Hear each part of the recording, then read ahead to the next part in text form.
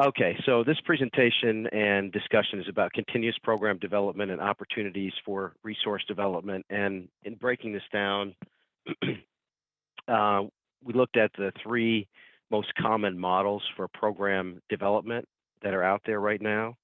And we're going to talk about some of the pluses and minuses of each one. And we're going to then talk about some of the common resources which are available for all three of the models. And if you have some suggestions about other resources, feel free to raise your hand and participate and make some suggestions or ask questions, whichever. Okay, so the outline of the presentation, we'll take a look at those three BAS program development models, which we see based on our work with now 10 years worth of work helping colleges start programs, some of the lessons that we've learned, some of the do's and the don'ts, and some of the current trends which we're seeing in new programs which are starting. The three types are the non-credit workforce development model of program, the standalone program development model, and then BAS instruction as a major or an elective to another program. And then we'll talk about each of those and then talk about where you might be able to find some resources to help as you develop your programs. Okay, so as we discuss each one of these, we'll talk about, as we see it, from our experience, the number one challenge for the development of each of those models. Most of my role, for those of you that don't know, has been to help institutions start building automation systems programming. And before COVID, I spent a lot of time on the road assisting colleges in laying out laboratory environments, helping with curricular development, et cetera. So we've got quite a bit of experience doing that. We'll talk about the advantages and disadvantages of each one, and then we'll have a little bit of a discussion. One of the most common methods now, it wasn't this way when we started Best Center technical assistance, but now what we see more than any other type of program development is the non-credit building automation systems program development style. And as you might imagine, well, in this picture is a recent program we started in Boston. We helped start at Roxbury Community College and stood that program up very quickly within just a couple months. And what used to take on the credit side a couple years to do, we've settled on a number of systems that encapsulate the Best Center program curriculum and then align that to those courses which we disseminate and then tie it into the program, most typically now on the workforce development side. When we started this dissemination work, I would say 90% of the programs which started and we assisted with would start on the credit side. And that's fine and all well and good. That's how we started at Georgia Piedmont Technical College, our program back in 2007 on the credit side. But you have to understand that it takes time on the credit side to get through the local approvals, the regional approvals, and then if you're the first in the state approvals to set a state standard for that program for building automation. On the non-credit side, workforce development side, you don't have those challenges. The challenges you have, though, are how to stand up a program most quickly and effectively. So you need, number one, to establish the need in the area, and then you need to know where to go to find the resources necessary on the financial, curricular side, equipment side, who's going to run the program, how you're going to do the recruiting and marketing, as much as the last presentation by Dr. Hall, and of course the funding. One thing we've learned about workforce development programs, if you can establish the case for the need in the area, and we'll talk about some resources to do that. How many employers in the region are hiring, how many open job opportunities are there in that particular area, and then how you're going to go after the students. A lot of the other resources needed to get started, we've been able to identify and develop over the last decade. So it boils down to standing up a program, largely boils down to getting the necessary resources available to get something started and having a vision for how you're going to start the program, and then start to reach out to some of the uh, advisory board members or local employers, et cetera, et cetera. I'll give you an example.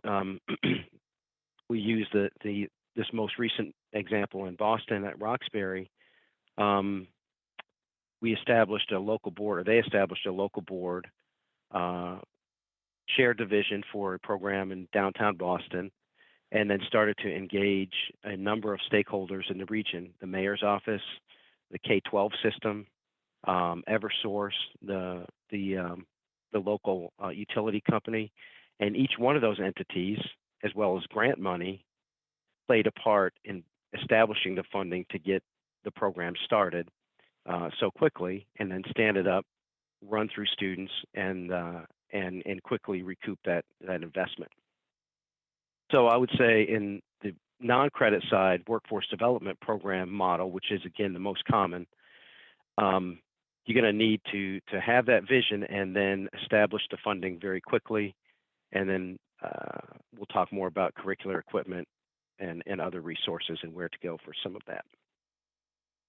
Advantages of setting up a program in the workforce development side of the house: well, you can respond very quickly to regional employment needs, and they've never been greater coming out of COVID than they are now. We'll go to the ACP website, the Association of Controls website. We track weekly job openings across the country, and they've more than doubled since COVID started.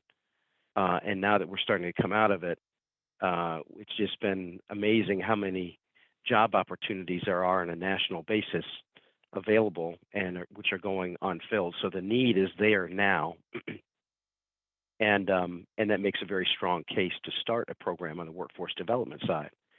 There's hopefully a much faster turnout of talent. So most of the programs tend to be shorter in length than what you would have on a credit-based program. The model that they're using in Roxbury is a 4 to 6 month boot camp style program. So they bring in a cohort, they teach them quickly, then they turn them out and send them off to work. It can be very lucrative if it's marketed properly. Companies are, well, I wouldn't hesitate to use the word desperate at this point for talent. I think anybody on the Zoom call now who's run a program for any length of time would probably use similar terminology. Students get picked off from programs oftentimes after the first semester on the credit side program.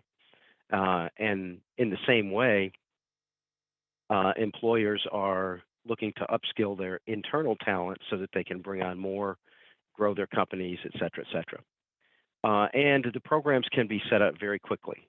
As I mentioned before, what used to take a couple of years to set up a program, now, based on what we've learned and types of systems that need to be in the laboratory, on the equipment side and the curricular side, we have a pretty good characterization of what it takes to set up a laboratory, and that can be done very quickly if the money and financial resources are in place. The disadvantages: the resources for development should be in place immediately. Workforce development style program is one that's usually time bound, and it needs an instructor, it needs equipment to train on, it needs curriculum, and that can't be done piecewise if you're running a cohort through and trying to prepare them for employment. Another disadvantage is there's typically no college credit conferred in the process of skill-based training in these workforce development programs. So that can be a negative for students that would like to articulate later on or transfer to a college and continue their education. And one thing we've also seen is something to watch out for. These style programs tend to be much more prone to proprietary instruction. And for those of you who've been to, many of you on the call have been to workshops many times, we always say be very cautious about letting go of control of your program to any proprietary interests, because the more time spent teaching proprietary skills on a particular product or manufacturer, the less time can be spent teaching generalized skills, which could apply to any any position somebody might attain once they finish the program. Okay, another style program, and this is how a lot of, like at Georgia Piedmont Technical College and a number of others started initially, is a standalone BAS program development. Now, the number one challenge we've seen in setting up those programs is having an experienced, strong program director who has experience in the building automation systems industry or closely related industry. And if we look out at our strong partners, collegiate partners around the country, almost all the strong partners, all the strong colleges that have building automation systems education are being directed and led by instructors who have had broad and deep experience in the industry, or a very closely related industry like process controls or something similar like that. The number one predictor, which we see to program success and growth, is going to be that program director, because anybody out there who's running a program, at least most of the people that I've spoken to over the years, understands that they're going to have to be the ones to sell the vision of the program. They're going to have to be the ones who do a large portion of the teaching. They'll be the ones who do a large portion of the marketing, and just about everything else that is associated with the program itself. So if they're also lacking experience in the industry or lacking experience in the field, that's going to add just another layer of challenge to developing a strong and vibrant program that can stand the test of time and meet the needs of employers. It also boils down, the greatest needs in this style of program development is going to be institutional support, also, which can be shepherded and garnered from an experienced program director, and again, that experienced programmatic leader.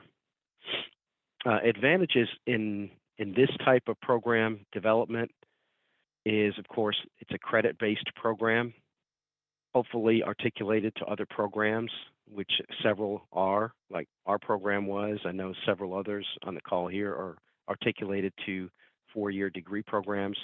Ferris State, for example, Ferris State University is one that's commonly articulated to. There's an opportunity to establish state standards. If you're one of the first in the state, you'll have a hand in establishing the state programmatic learning outcomes. I know that was the case with Valencia College, Dr. Hall, the previous presenter. I believe it was the case with Bob Clark, the College at DuPage. It certainly was the case with us at Georgia Piedmont and several other states. Usually the first school which establishes a credit-based program is going to also establish the state standards, which can then be adopted by other institutions. And if they're already existing in your state, it makes the process somewhat easier. You can just adopt those to your institution and start a program that way. But unfortunately, in a lot of states, that's not the case. It provides a better and well-defined career pathway and hopefully program stability. Once a state has a program, a career pathway established for training, typically there's some support that goes along with that, certainly institutional support, and it's been recognized as a viable career pathway. And so that lends itself to a little bit better understanding from prospective students coming into the program as to what they can expect during their course of instruction and where they could expect perhaps to go to work at the end. And really, what is, building automation systems, what does that career look like? Well, on the credit-based programs, that kind of continuity lends itself to a definition of some of those things for students. Another thing that we've seen is it's well suited to traditional learners and underserved populations. A lot of institutions that start building automation systems education programs are also minority serving institutions, as ours was and many on the call are. And that's an important consideration because I know a lot of my students used to need remedial classes, perhaps in math or English or another subject. When we have an open access institution with a credit-based program, those resources become available, which can then better serve more traditional, perhaps, learners than you might do in just a workforce development quick run style where it's all focused on skills training. Disadvantages, again, the time required for program establishment can be a disadvantage. It almost always takes longer on the credit side. Even if you have state standards in place, you still have to go through your local curriculum development and those exercises, et cetera. It's not as easily stood up as a workforce development program. And it also takes longer typically for students to complete the program because you have the core classes and then you have industry-specific classes that students have to take so that they can be awarded their degree. And then, of course, the retention or persistence of students to graduation. We've set up a number of programs and assisted deeply across the country in setting up programs. And while we've had a lot of success and a lot of folks on the call have benefited from Best Center efforts in helping to pursue a grant or helping to establish, learning outcomes, et cetera, one thing that I hear more and more of is that students are getting cherry-picked very early. How do you maintain a program when your students are being pulled away by industry into high-paying jobs, and then you're being graded upon the number of completers, the number of conferments of degrees, et cetera. That can be a challenge that you need to work out with local employers to make sure that those students are completing or allowed to complete their degrees. And then the other style that we're seeing, in fact, at Georgia Piedmont Technical College in Atlanta, we initially started teaching courses in building automation all the way back in 2000. Gerald McWater, for those of you who know, and myself, started teaching controls classes connected to the HVAC program over 20 years ago. And that helped establish a need for and a desire for a controls program, which later materialized in 2007. But the number one challenge when you do that is what we've seen, maintaining that BAS career pathway focus.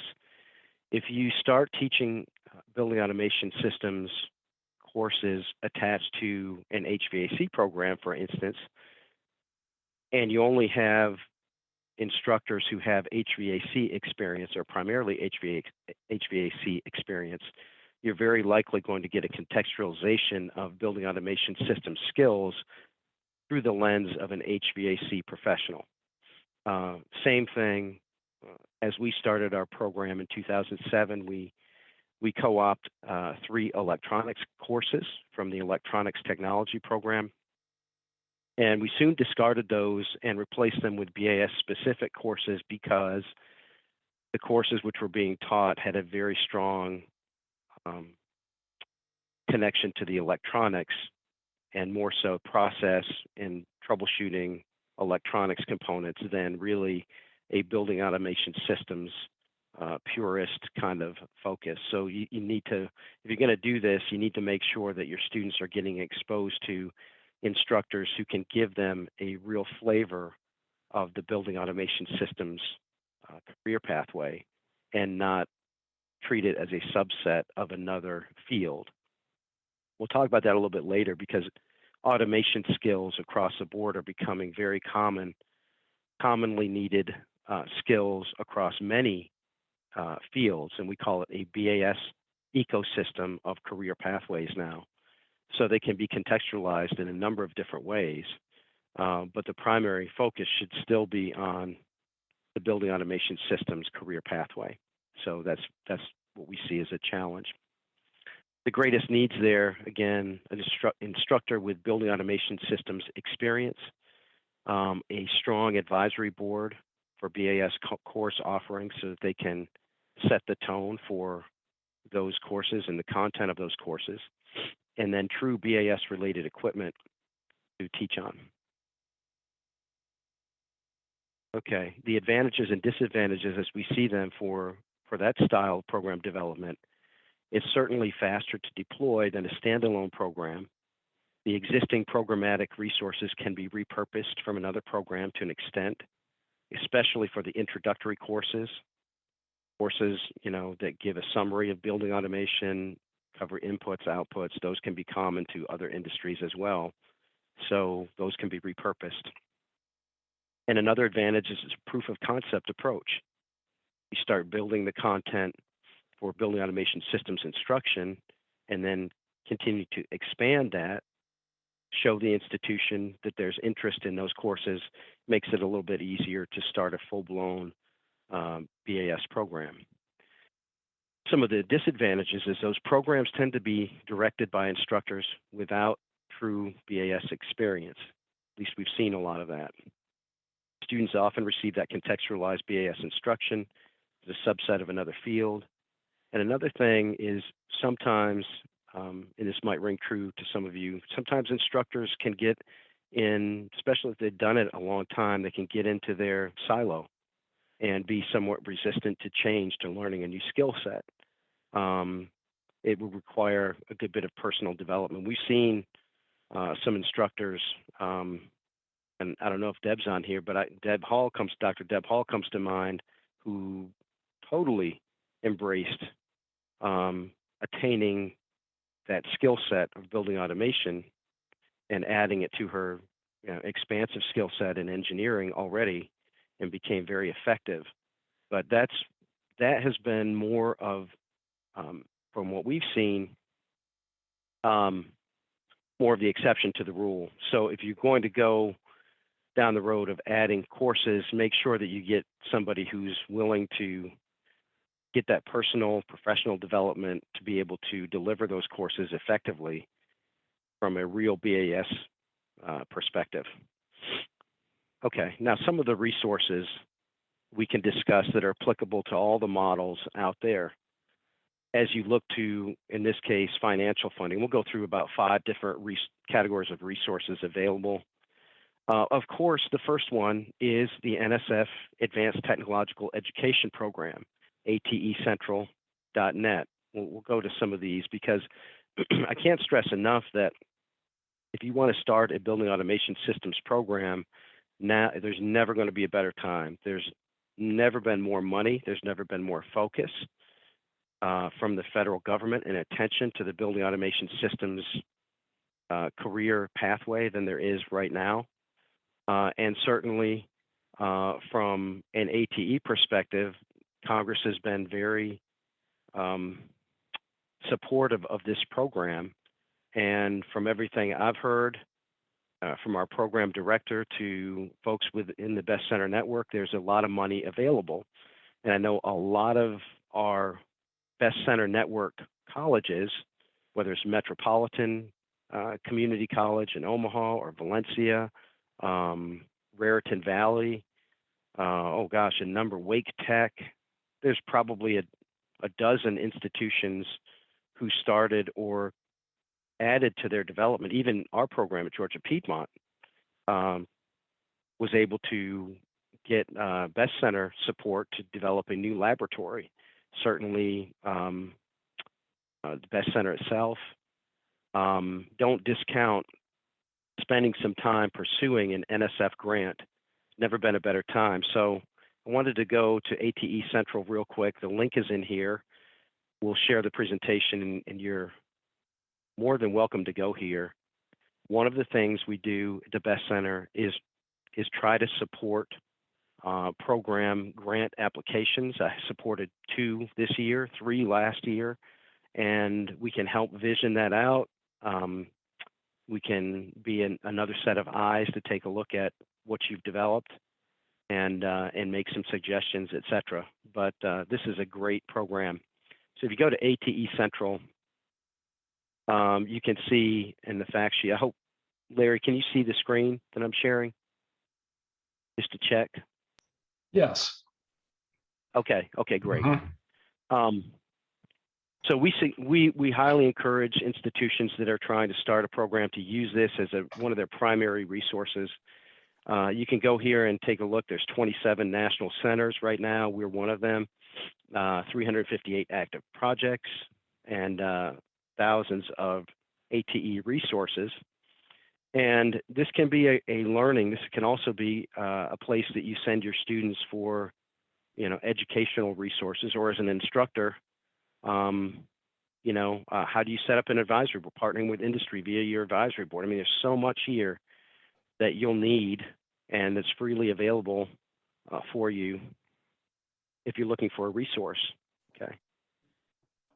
Okay, so that's one that we would suggest right off the bat. Another one that we made good use of at Georgia Piedmont Technical College is the Perkins funding. And this Perkins funding should be available to most, if not all, institutions on the call, of higher education institutions on the call. Billions of dollars available through Perkins each year, and it's geared towards, a large bit of that money is geared towards developing career and technical educational programs. One thing, personal experience from this is, at least the way it was done in Georgia, and this is done, formula funding is done a little bit different in every state, so you definitely want to reach out. Through this link, you can find out who your state representative is, state director. I'd encourage you to go there and find out who is running that program in your state and what the rules are for distributing these funds in your state, and then put together some equipment proposals to take advantage of that money. And the way it happened, and here you go, if you go to grant programs and you go down to, I think it's state plans,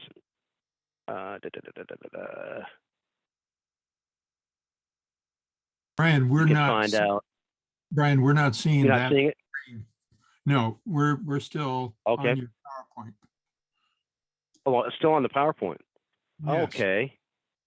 I'm sorry. Let's see here. Okay, so the link didn't bring you to the other page. Now, can you see it now, Peter? Yes, we can see it now. Okay, I had to do a separate share. Thank you for telling me. I'll go back and visit the ATE Central in a minute as well. Anyways, this link to Perkins Collaborative Resource Network is in the PowerPoint, and I'd highly suggest you follow it. Find out what your state plan is, find out who your state or regional coordinator is, and then find out what your institution is doing to make these resources available to your program. Because this is a wonderful way to acquire equipment for your laboratory. We acquired a number of trainers, expensive trainers, that did not have to be competitively bid, as long as they were comprehensive trainers that served the need of the program. We would put in the request, and then, at least at our institution, they'd be internally ranked against other requests from other departments. But if your institution isn't really up on it, then you might get a notice like we did 2 or 3 days in advance that, hey, we've got $400,000 in Perkins funding. If you can put a requisition together or a proposal together very quickly, you can put those proposals in. Well, Mr. McWater and I always had our proposals ready to go. We'd put them in, and every year we would get at least a quarter of that money. We would get a significant slice of that money because we were prepared. Now, I can't say that it works that way in every state or in every institution, but find out how it works in your state, because this is something that you should really, really be tapping into, and it's something that's what this is designed for. It's designed to help you build your program. Okay, now let me go back for a minute here to ATE Central. Share that screen.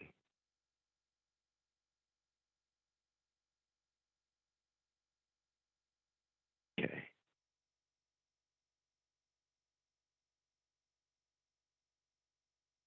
Okay, now can you see the ATE Central screen? Okay, sorry about that. This link again is in the PowerPoint, and it's one that you should keep and make use of. A lot of good information here. It'll tell you about upcoming events. It'll tell you about the resources that are on the site. It will tell you where the projects are, where the centers are. You can just, get so much information from this. Let's see here, just out of curiosity. Let's see. They've got us. Brian. Yes.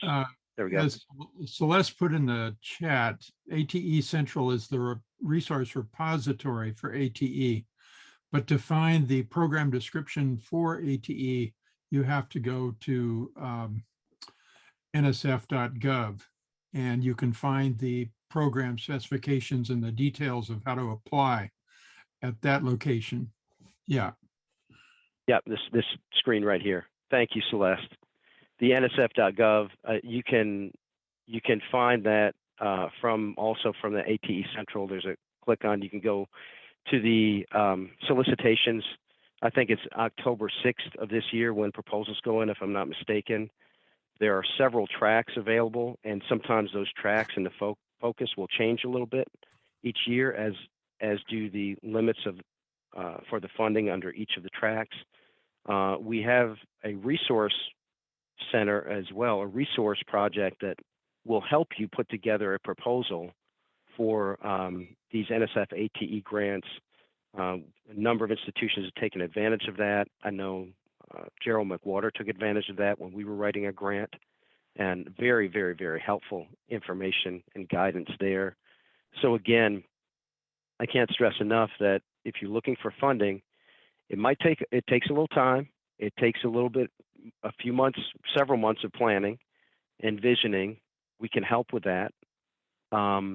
But once you put it in, then you hear the next spring, and if you get an award, it's just a wonderful, wonderful program. So there you go. Take Brian, a look at that. Celeste might want to jump in with a comment. Sure. Thanks, Peter. Hi, Brian. I just wanted to Hey, say Celeste. that the screen that Brian just shared is part of the awards search. So on every nsf.gov page, there's a ribbon across the top, and one of the tabs on that ribbon is awards. And so you can go into that on the nsf.gov site, and you could enter building automation and actually ask to see what ATE has supported by putting in either the program name, or there's a program element code that you can use, which is in the solicitation. It's 7412 if anybody is jotting down notes. And that will give you, that'll give you the portfolio of what's currently in the program. There are also, at this point, I know you guys have in the exhibit booths, you have Mentor Connect. There are actually other mentoring projects that are also have been supported through the ATE program. And I think probably the Mentor Connect booth would be able to tell you some of the others. Mentor Up is one, there's Mentor Links, we have Project Vision. So there's a lot of help out there. And all of these mentoring projects, you get someone working with you one-on-one. So I just wanted to point that out and say that's tended to be a really important part of the ATE program. Back to you, Brian. Thank you so much, Celeste. It's good to see you. So there you have it. Make sure you take a look at ATE as a potential funding opportunity, because it's been wonderful to us and a number of our institutions. Like I said, I would say at least a dozen have gotten started in their programs through NSF ATE funding. So make sure to take a look at that.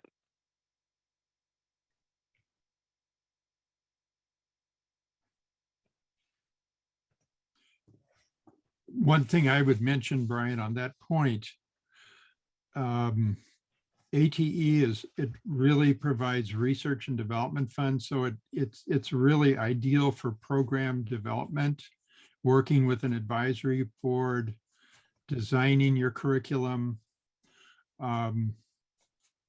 It's unlike say a DOL funding stream where you're locked into placements and how many people did you place, and that kind of funding. NSF really is focused on your program and your curriculum and your institutionalization of that program. Hopefully I got that right in this context. Is that a fair Thank you, statement? Peter. Thank you. That was great. Okay. Awesome. All right. Thank you for that. Let me see here. Okay. Now, some other opportunities, and we'll use the state of New York for an example. The NYSERDA program in New York. A lot of programs, and New York is one of them, have workforce development dollars available. Let me make sure I'm sharing the screen. Okay. Okay, so this is the NYSERDA site, New York State Energy Resource Development Authority, I believe. And we're working with a number of SUNY schools and now 2 CUNY schools, City of New York, City University System of New York, in pursuing NYSERDA money, which is available. And I know California and a number of states have workforce development dollars at the state level. There's for Roxbury in Boston, there was money available in the state of Massachusetts has a program out there. So many states have money available. Here is $100 million in funding to support clean energy workforce development and training, open to community and technical colleges across New York State. And I don't know if we have maybe SUNY Jamestown, SUNY Canton. We've been working with SUNY Corning and a number of other institutions in New York on the call, but they're going after this money right now. So take a look at your state and see what kind of funding is available there for clean energy workforce development programs. I know in our state we have GFA. And I'm sure Florida, I'm not sure what the program is there. I know out in California you have a lot of workforce development dollars available for program development. That's always a great way to go in finding money and resources to get a program started. Some county level funding opportunities, and in this case, let me make sure I'm sharing the screen again. I'm sorry, I'm sure you see it. Okay, you should see the PowerPoint again now. We'll take a look at DeKalb County as an example. Okay. And in our county, in DeKalb County, Georgia, we have quite a few workforce development programs available that we've tapped into in the past. Take a look at the county level. The county's always wanting to get folks to work, and if you can make the case, and we can help you make the case through our research at ACP and the Best Center for the need in your region, you might find a very willing and motivated partner at the county level to provide some dollars to get folks working. Most recently in our county, we've worked with the DFACS office of DeKalb County to work with foster kids and train them while they're still in high school to start building automation skills at our headquarters here in Stone Mountain. So they have a wealth of money available to support foster children, which are not always what you might think of when you think of foster children. This doesn't mean that they have insurmountable challenges. It just means that they're at risk. And a lot of folks don't understand that DFACS offices have money to provide to those foster children all the way through the bachelor's degree pursuit and completion. And yet 90% of them don't take advantage of that because they don't get connected to a program early enough or are aware of it. So take a look at DFACS. That's a national thing, Department of Family and Children's Services. CASA is another one, court-appointed special advocates. That's a national entity, which also has a lot of money and a lot of bandwidth across the country. And see what dollars they might have available to help both in recruiting students to your program and also in developing a program which would benefit those those students at your institution. Wow, time flies. We're already at 5 o'clock on the East Coast. Let me back to the PowerPoint here.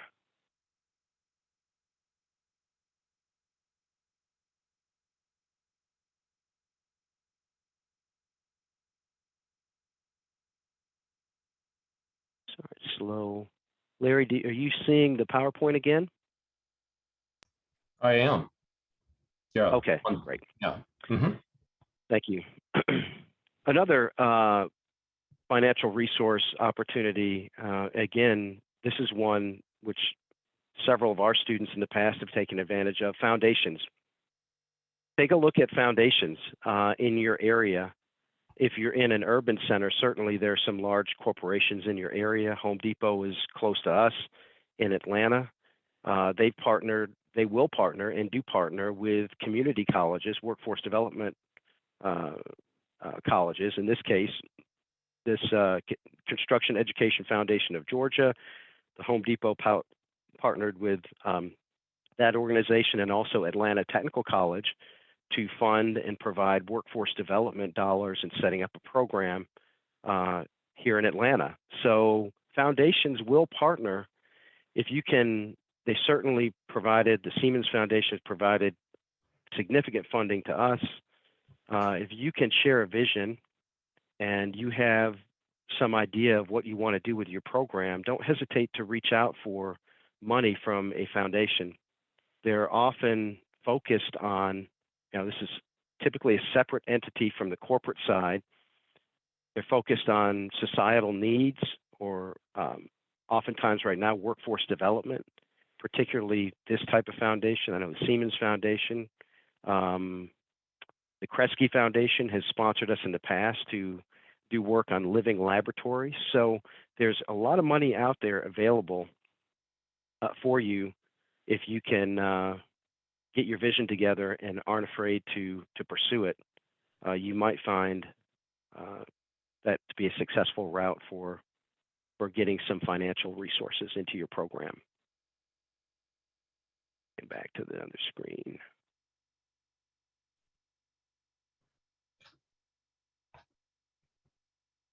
Okay, I'm sorry, Larry. It's very slow on this end. Are you seeing the PowerPoint again?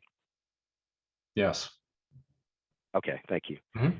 Okay, finally on the financial side, tapping into your institutional budget and leveraging your advisory board, organization, companies. Sometimes expertise has to be at least 50 miles away to be listened to. And so at least in a lot of bureaucratic entities, so to speak, sometimes to be an expert, you have to be at least 50 miles away. Well, a good way to do that is to leverage your advisory board members.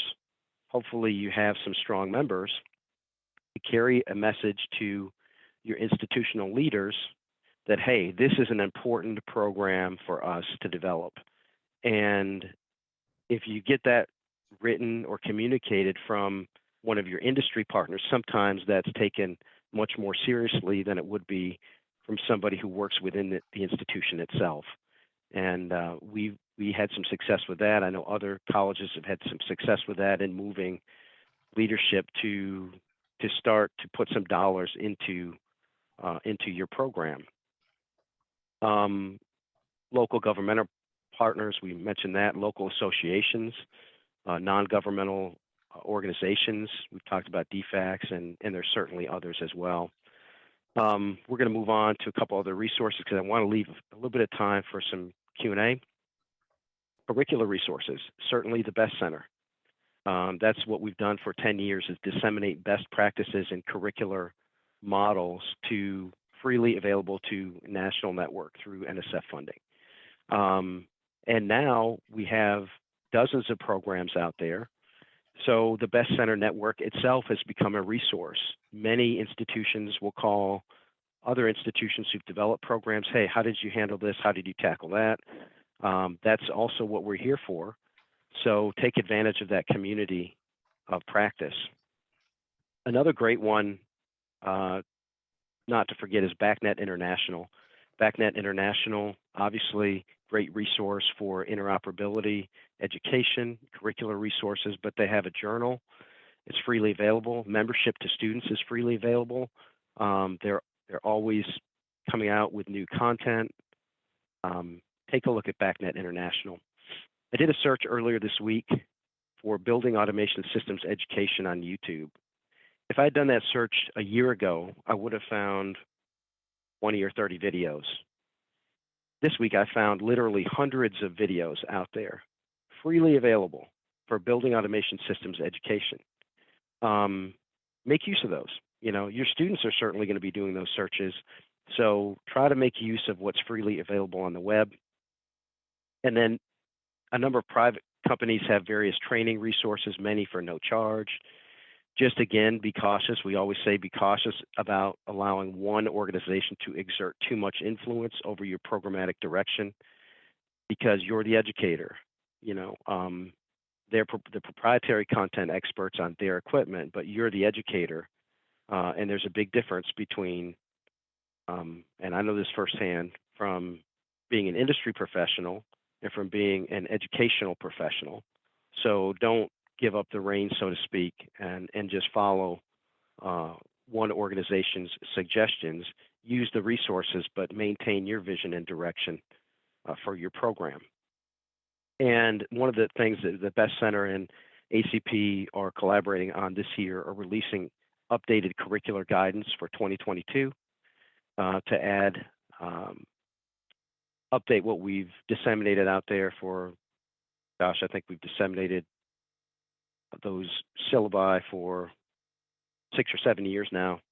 So we'll be updating some of that and providing some new guidance moving forward for the curricular side.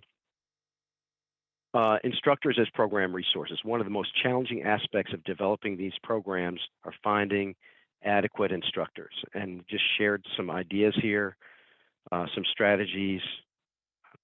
We found it's advantageous to start a program in the evening because you're more likely to be able to get talented instructors if it's not during normal work hours, so to speak.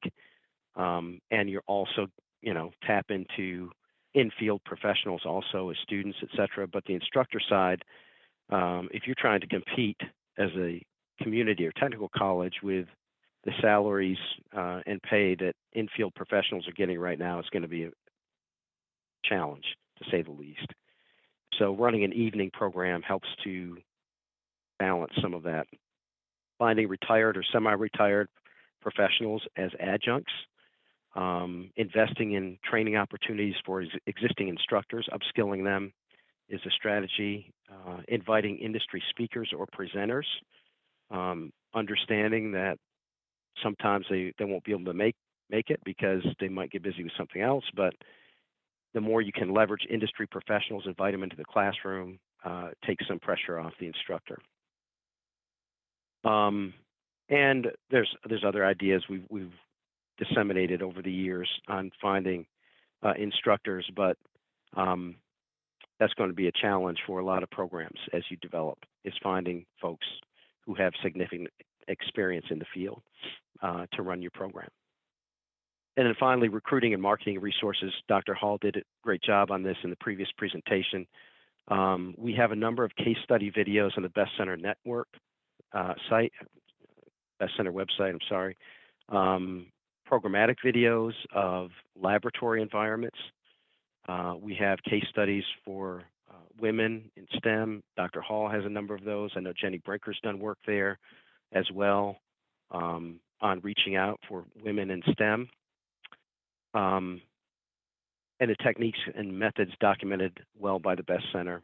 And then through ACP, we've been doing, during COVID, dozens of automation adventure podcast series. I know we've had Jenny Brinker on there and a number of other women talking about some of the challenges in reaching minorities, underserved populations, and particularly women in STEM. We have a Step in STEM program as well, which is an interactive program designed to motivate K-12 students and get them excited, and then teach them about the opportunities available to them in STEM or BAS related careers. Open house events, local recruiting efforts, etc., can be very effective as well. Recruiting and marketing, hugely important to program health. And that's something that we continue to struggle with, at least a lot of programs struggle with getting the message out effectively to young folks. So we have some ideas and some things that have really worked for us. So reach out to us, and I think we can help you with a number of those things. And also, a number of our institutions have taken advantage of our video production capabilities through BEST and ACP, and we can help you do a promotional video for your program that you can use, and then hopefully help to recruit students into your institution. Now, I know we're right at 5:15, but I wanted to stop and open it up for any questions, feedback. You have my contact information here, and I'd like to thank all of you for participating, and certainly the assistance from Peter, Larry, and Dr. Celeste Carter, most appreciated. So I'll stop here and field any questions, Larry. Since we're in meeting mode, anyone with a question, feel free to go ahead and unmic yourself. There was a question earlier, though, about any BAS jobs websites out there. And, my first response was to point people to the BEST Center jobs listing search engine. That's one place. But Brian, can you speak about some other sources? Yeah, I'd be happy to. Thank you for that question. I'll try to take you also to the ACP site briefly. For particular job listings, as Larry mentioned, the best place, I think, is the BEST Center site. If you're looking to develop the case for program development, if you go to acp21.org,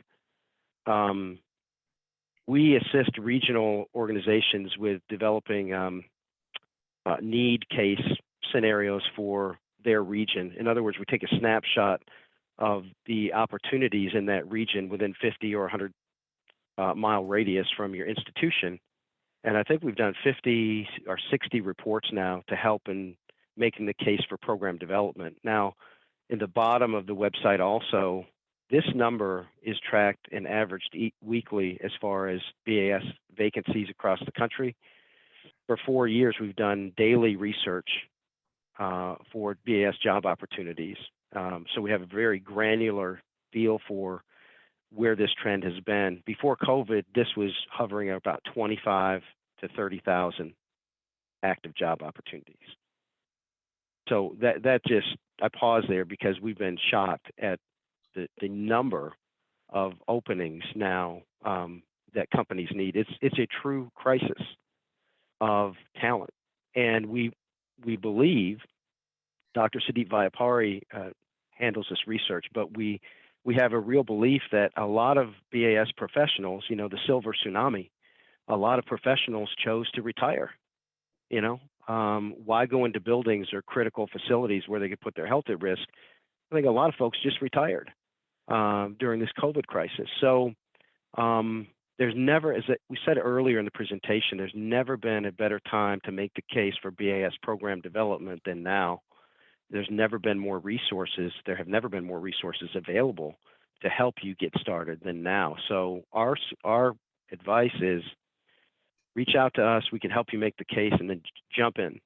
I mean, just jump in and really go for it, because now is the time for this industry and really a number of STEM related fields. But this industry right now is really hot.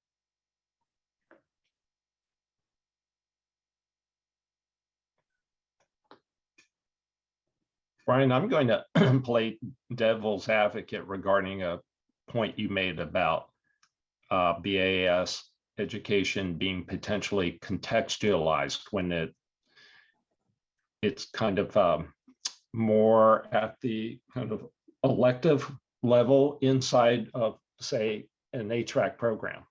Okay. And while I get your your embracing of a more kind of purist approach, right? What do you see as the kind of the main disadvantages? Like if it's inside an ATRAC program, I mean, what's the problem with that? I wouldn't say it's a disadvantage, Larry. I'd say, certainly that's how we started our program. I know it's how you started your program, is on the backbone of another program. But I would say that over time, what we learned was that you really need to it's like any field that you're preparing for. The best experience you're going to have as a student is if you're in front, or if you're learning from somebody who's been in that field, so they can give you all the flavor and the nuances of what that field requires, whether it's terminology, whether it's certain perspectives, whether it's lingo, whether it's how you handle certain problems in that field. So the point, I guess, the better way to make that point is if you can have an end goal at the end of the day as you're developing your program to get to the point where you have somebody who has been a true professional or is a true professional in the field, the outcomes you're going to get will likely be much, much better. Another thing that we saw, and I've seen this in a number of programs, when it's an instructor is trying to get a program off the ground, they're teaching in another area, whatever. If they don't have that BAS experience itself, they can only teach from what they know. So let's say it's an electronics instructor, not to pick on them or whatever, but and they're used to the electronics field and surface mount stuff and that kind of stuff, digital processing, et cetera, et cetera. Well, in their view, automation may have it does exist in their world in processing and process controls, et cetera, but the term automation to them would be very much different than it would be to somebody who's worked as a technician in buildings or worked with large chillers or boilers or large equipment. So there's really no replacing that, in my view. If you're going to run a building automation systems program, it can't just be, hey, you need to know inputs, outputs. It has to be, hey, you need to know how to think at a systems level. You need to know how to approach and handle heavy equipment. You need to know how major projects are divided up on labor and how job sites work, et cetera, et cetera. There's a lot of other stuff to know other than just the cognitive content of the nuts and bolts of the field, if that makes sense. So my response to that would be the sooner you can get students in front of a true BAS professional educator, the better off your outcomes are going to be. Yeah, Robert Nirenberg has his hand raised. Well, I was just going to add on just a little bit to what Brian said there as an alternative phraseology. And the point that he made there at the end is getting your students in front of somebody who's been in the field and lived it and as soon as possible, is one of the most crucial points. I came from industry, from building automation system before becoming an educator. And in the building automation system industry, there was a saying related to a specific company. If you wanted to take over control or take control of a system or integrate with a system produced by Johnson Controls, and you are not a Johnson Control contractor, the first step in taking control of that system was to go and hire somebody from Johnson, because they were the ones who knew the idiosyncrasies of that type of system. And while there are many adjacent systems to building automation system, you could even make the argument that climate controls and lighting controls, while they're both considered building automation systems, they do share a lot in common, but they don't overlap necessarily as much as we all think they do.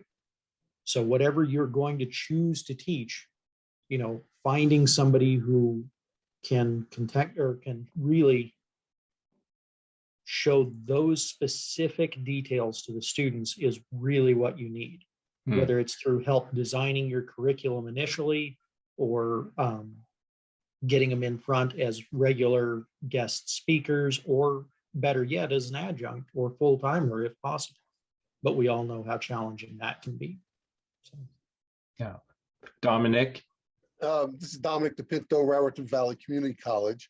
I just wanted to say something. I came out of consulting engineering, 40 years of that, and I've been now teaching 5 years. And one of the things that I think needs to be stressed is that just having professional experience doesn't really equip you to teach. And I did most of the teaching in my firm but I was teaching employees, and it's a really big difference dealing with students. So I think,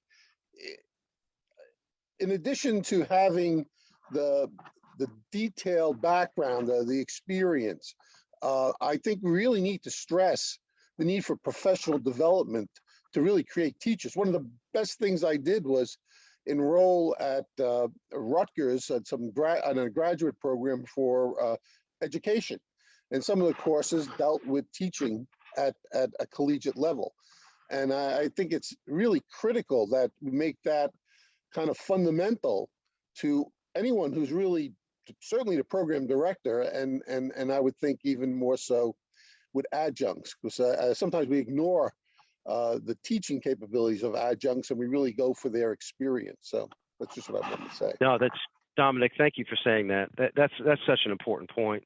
That's something that I learned as a BAS contractor for most of my career.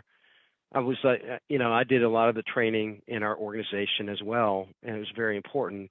And for some reason, we sometimes we think, well, if you know something, you can automatically teach it, and that it couldn't be farther from the truth.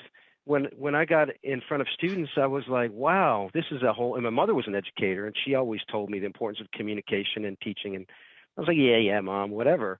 But then you get in front of students and you find out, wow, there's a whole nother personal dynamic to reach them first, to motivate them, and then how to break through in whatever learning hurdles that they have. So that what Dominic said is, I couldn't agree more. Just because you know something does not mean you can teach it. And for those of you, who've been to the Best Center workshops, that's a case in point right there, why we focus so much on how you teach, why it's important to use good pedagogical methods in teaching. So thank you for making that point, Dominic. All right, which makes finding qualified instructors doubly difficult, right? Carlos, go ahead. Well, I just want to piggyback on what Dominic said, that's very true. Many times as instructors coming from the field, I came from the consulting field as well, and I went ahead and got more education on how to teach, that it is a different skill set. And instructors, for me, the goal of teaching anything, including controls, is teaching the fundamentals and the mindset. Even though you don't have experience in controls, it doesn't mean you can't teach the fundamentals and the mindset, because we can't give them job experience. And many times when we bring building automation professionals, they're just giving war stories. Well, that doesn't help the students. I mean, it gets them enthused a little bit, but that doesn't teach them the fundamentals. To me, the fundamentals and the mindset is the goal. And I think that can be done through professional development. I mean, that's just my take. And, and piggybacking on what Dominic's saying is, we have to be able to teach, not just talk over their heads or do war stories. Anyways, that's my 2 cents. Thank you, Carlos. Yeah, agreed 100%. I guess 100%. Go ahead, Peter. Yeah, I mean, one of the things about the GPTC program is that it had Brian, and that program was truly developed from the inside out. In other words, from an inside expert, industry expert, outward into the program. So often, I think what Brian was describing is when we're trying to develop a program from the outside in, where we're using surrogates, we're using the industry advisory board, but having, and that's why we work so hard to model good curriculum, so that at least we hoped people could speed up their development process. But you still need that expert view to test your ideas and test your curriculum from your advisors, from your industry advisors. And of course, they all want what they want, and you have to evaluate their advice accordingly. But it's, you know, it's just very hard to do program development without that inside view.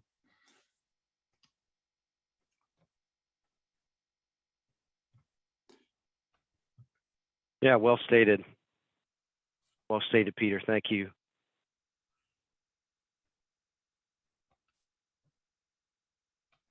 And by the way, since we've been talking BAS, Brian, do you want to pitch your workshop? And I think, Robert, you might as well pitch yours as well.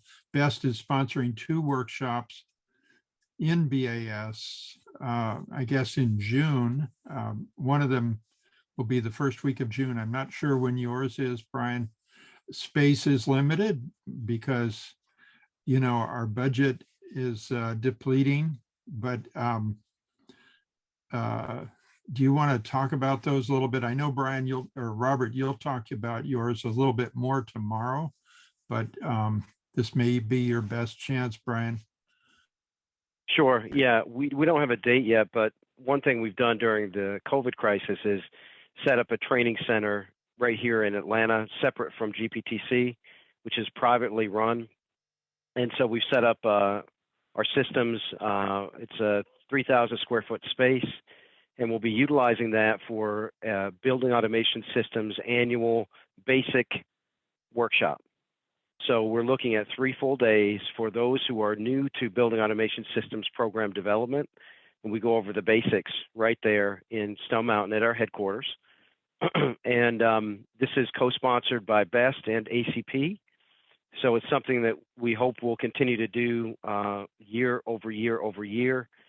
And we're also trying to bring some consistency to the learning outcomes and to the instructional models that we're using, particularly as programs start. One challenge we had in the beginning when we started this project was so many institutions in so many states do it their own way, institutions do it their own way. As Peter mentioned, you know, it's kind of like you use what you have, et cetera, et cetera. But it's easier for us as a BEST center if we can start to standardize and have some kind of consistent expectations of the outcomes and also how we train and the lessons which we do. And we started doing this at all of our workshops over the past 3 years.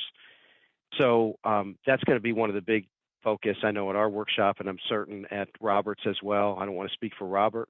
We don't have a date yet for that, but we're trying to build this content and consistency in student experience and something that we can better support nationally through the BEST Center. So look for a save the date flyer. We want to have it before the workshop at Metropolitan if possible. So we'd be looking sometime in mid-May, but we haven't settled on a date yet. And with that, I'll let Robert discuss his. Thanks, Peter, for mentioning that. Mm-hmm. Hey, everyone. As Peter said, I'll pitch this one again tomorrow at the end of the BAS panel or data analytics panel. But we're going to be hopefully back in Omaha beginning or end of May, beginning of June for Building Automation Systems 10. This is going to be an advanced workshop where we are going to focus on integration. What integration is setting up systems to talk to each other or talk within itself to properly communicate and share the data across a system.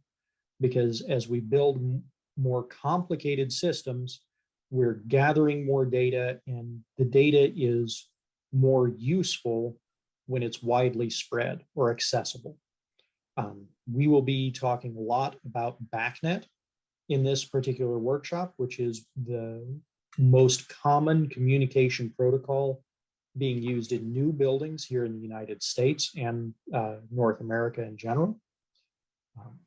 But we will be talking a little bit about networking from an IT type perspective. So your standard building network. We will also be talking about MSTP networks. That's our two-wire serial communication.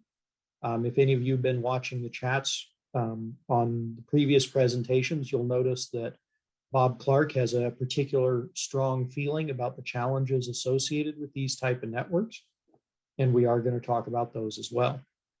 Of course, just sharing the data is not the end goal. Making it usable, making it easy to interpret for building operations is.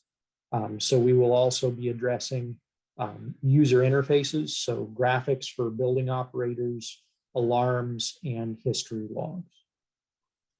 So if you've got any questions, feel free to shoot me an email. We've got the save the date here. So hopefully here we will have the applications ready to roll out as well. And thanks, Robert. And David Lindy asked, we'll be sending out a invitation to all, and we'll definitely send out a save the date and make everyone in the network aware of that, David, for sure. Absolutely.